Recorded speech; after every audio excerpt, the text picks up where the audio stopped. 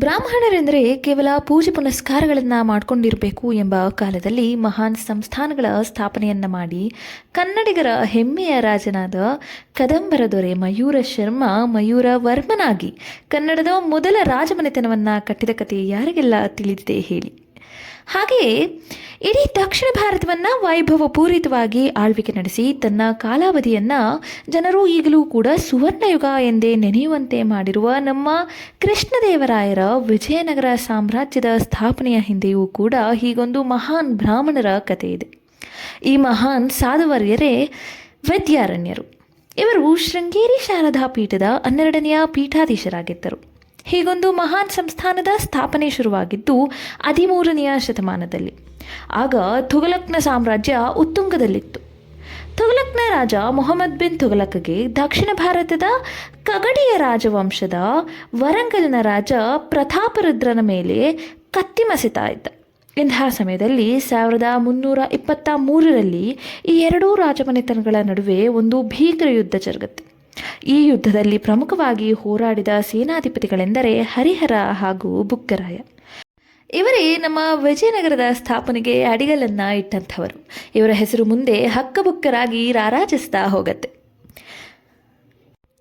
ರಾಣಾ ಪ್ರತಾಪನ ಸೇನಾಧಿಪತಿಗಳಾಗಿ ತಮ್ಮ ಶಕ್ತಿ ಮೀರಿ ಪ್ರಯತ್ನಿಸಿ ತುಘಲಕ್ನಿಗೆ ಪೈಪೋಟಿ ಕೊಟ್ಟರೂ ಕೂಡ ವರಂಗಲ್ನ ರಾಜ ಪ್ರತಾಪರುದ್ರ ಸೋಲನ್ನು ಕಾಣಬೇಕಾಗತ್ತೆ. ಅವನನ್ನು ಕೊಂದು ಹಕ್ಕಬುಕ್ಕರನ್ನು ಬಂಧಿಸಿ ಬಲವಂತವಾಗಿ ಮುಸಲ್ಮಾನರಿಗೆ ಮತಾಂತರಿಸಿದಂಥ ರಾಜ, ನೀವು ರಾಜನಿಗೆ ನಿಯತ್ತಾಗಿ ಇದ್ದು ನಾನು ದಕ್ಷಿಣ ಭಾರತದಲ್ಲಿ ನಿಮಗೆ ನೀಡುವಂತಹ ಕ್ಷೇತ್ರದಲ್ಲಿ ನನ್ನ ಉತ್ತರಾಧಿಕಾರಿಗಳಾಗಿರಬೇಕು ಅಂತ ಹೇಳ್ತಾನೆ. ಮನಸ್ಸಿಲ್ಲದಿದ್ದರೂ ಕೂಡ ತಾವು ರಾಜನ ಅಪ್ಪಣೆಯನ್ನು ಪಾಲನೆ ಮಾಡಲೇಬೇಕು ಎಂಬ ಕಾರಣಕ್ಕೆ ಹಕ್ಕಬುಕ್ಕರಿಬ್ಬರೂ ಕೂಡ ದಕ್ಷಿಣ ಭಾರತಕ್ಕೆ ರಾಜ ನೀಡಿದಂತಹ ಕ್ಷೇತ್ರವನ್ನು ಪಾಲನೆ ಮಾಡ್ಕೋಬೇಕು ಅನ್ನೋ ಒಂದು ಕಾರಣಕ್ಕೆ ಬರ್ತಾರೆ. ಅಲ್ಲಿಂದ ಬಂದ ಇವರಿಬ್ಬರೂ ಸಹ ರಾಜಮನ ಮಾತಿನಂತೆ ತಮಗೆ ವಹಿಸಿಕೊಟ್ಟಂತಹ ಕ್ಷೇತ್ರವನ್ನು ನಡೆಸ್ತಾ ಇರ್ತಾರೆ. ಹೀಗೊಂದು ದಿನ ಇವರಿಬ್ಬರಿಗೂ ಒಬ್ಬರು ಗುರುಗಳು ಸಿಗ್ತಾರೆ. ಅವರೇ ವಿದ್ಯಾರಣ್ಯ ಸ್ವಾಮಿಗಳು. ಇವರು ಹಕ್ಕಬುಕ್ಕರನ್ನು ಹುರಿದಂಬಿಸಿ ಅವರಿಗೆ ಮತ್ತಷ್ಟು ಶಸ್ತ್ರಾಸ್ತ್ರಗಳನ್ನು ಅಭ್ಯಾಸ ಮಾಡಿಸಿ ನಿಮ್ಮದೇ ಆದ ಒಂದು ಸ್ವತಂತ್ರವಾದಂತಹ ರಾಜ್ಯವನ್ನು ನೀವು ಕಟ್ಟಬೇಕು ಅಂತ ಆಶೀರ್ವಾದ ಮಾಡಿ ಕಳಿಸ್ತಾರೆ.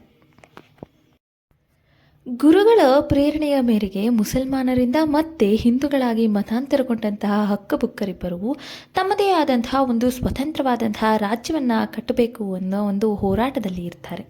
ಇಂತಹ ಸಂದರ್ಭದಲ್ಲಿ ತುಘಲಕ್ನ ರಾಜ್ಯ ತುಂಬ ದುರ್ಬಲವಾಗೋದಕ್ಕೆ ಶುರುವಾಗುತ್ತೆ. ಇದಕ್ಕೆ ಎರಡು ಪ್ರಮುಖ ಕಾರಣಗಳು ಏನೆಂದರೆ ಇವನು ಮಾಡಿದಂತಹ ಹೊಸದಾದಂತಹ ನಾಣ್ಯದ ನೀತಿ ಹಾಗೂ ಅವನು ತನ್ನ ರಾಜಧಾನಿಯನ್ನು ದೆಹಲಿಯಿಂದ ದೌಲತಾಬಾದ್ಗೆ ತರ್ತಾನೆ. ಇದರ ಉಪಯೋಗವನ್ನು ಪಡೆದುಕೊಂಡಂತಹ ಹಕ್ಕಬುಕ್ಕರು ತಮ್ಮನ್ನು ತಾವು ಸ್ವತಂತ್ರರು ಅಂತಹ ಘೋಷಣೆ ಮಾಡಿಕೊಂಡು ತಮ್ಮದೇ ಆದಂತಹ ಒಂದು ಪುಟ್ಟ ಸೈನ್ಯವನ್ನು ಕಟ್ಕೋತಾರೆ. ಇದೇ ಸಮಯದಲ್ಲಿ ದಕ್ಷಿಣ ಭಾರತದಲ್ಲಿ ಮೈಸೂರಿನ ಹೊಯ್ಸಳ ರಾಜ್ಯವಂಶ ಹಾಗೂ ಮಧುರೈನ ಸುಲ್ತಾನರ ಮಧ್ಯ ಯುದ್ಧ ನಡೀತಾ ಇರುತ್ತೆ. ಈ ಸಮಯದಲ್ಲಿ ಮೈಸೂರು ಸಾಮ್ರಾಜ್ಯದ ಸೇನೆ ಸ್ವಲ್ಪ ದುರ್ಬಲವಾಗಿರುತ್ತೆ. ಆಗ ಹಕ್ಕಬುಕ್ಕರಿಬ್ಬರೂ ಕೂಡ ಮೈಸೂರು ಸಾಮ್ರಾಜ್ಯಕ್ಕೆ ತಮ್ಮ ಬೆಂಬಲವನ್ನು ನೀಡಿ ಈ ಯುದ್ಧದಲ್ಲಿ ಅವರು ಗೆಲ್ಲೋ ಹಾಗೆ ಮಾಡ್ತಾರೆ. ಇದರ ನಂತರ ಅವರು ವಿಜಯನಗರ ಸಾಮ್ರಾಜ್ಯಕ್ಕೆ ಒಂದು ಬುನಾದಿಯನ್ನು ಹೂಡ್ತಾರೆ.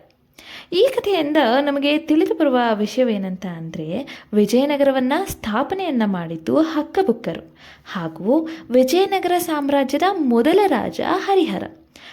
ನಮಗೆ ಗೊತ್ತಿರಬೇಕಾದ ಇನ್ನೊಂದು ವಿಷಯ ಅಂದರೆ, ಇವರ ಕಾಲದಲ್ಲಿ ವಿಜಯನಗರ ಸಾಮ್ರಾಜ್ಯವು ವಿದ್ಯಾನಗರವಾಗಿತ್ತು.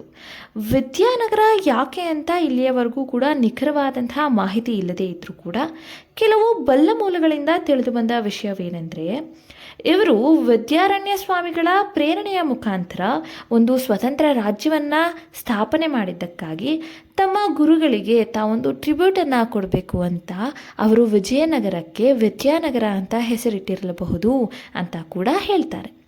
ಇದು ನಮ್ಮ ವಿಜಯನಗರ ಸಾಮ್ರಾಜ್ಯದ ಸ್ಥಾಪನೆಯ ಕತೆ. ಇನ್ನು ನಮ್ಮ ವಿಜಯನಗರ ಸಾಮ್ರಾಜ್ಯದ ಮುಂದಿನ ದೊರೆಗಳು ಯಾರ್ಯಾರು ಹಾಗೂ ಕೃಷ್ಣದೇವರಾಯರ ಕಾಲಘಟ್ಟವನ್ನು ತಿಳ್ಕೊತಾ ಹೋಗೋಣ. ನೀವಿನ್ನೂ ವಿಜಯನಗರ ಸಾಮ್ರಾಜ್ಯದ ಕೃಷ್ಣದೇವರಾಯರ ಅಗಣಿತ ಸೇನಾಬಲದ ಕುರಿತಾದಂತಹ ನನ್ನ ಚಾನಲ್ನಲ್ಲಿ ಇರುವ ವಿಡಿಯೋವನ್ನು ನೋಡಿಲ್ಲ ಅಂತ ಅಂದರೆ ಡಿಸ್ಕ್ರಿಪ್ಷನಲ್ಲಿ ಲಿಂಕ್ ಹಾಕಿರ್ತೀವಿ, ನೋಡಿ. ಧನ್ಯವಾದ.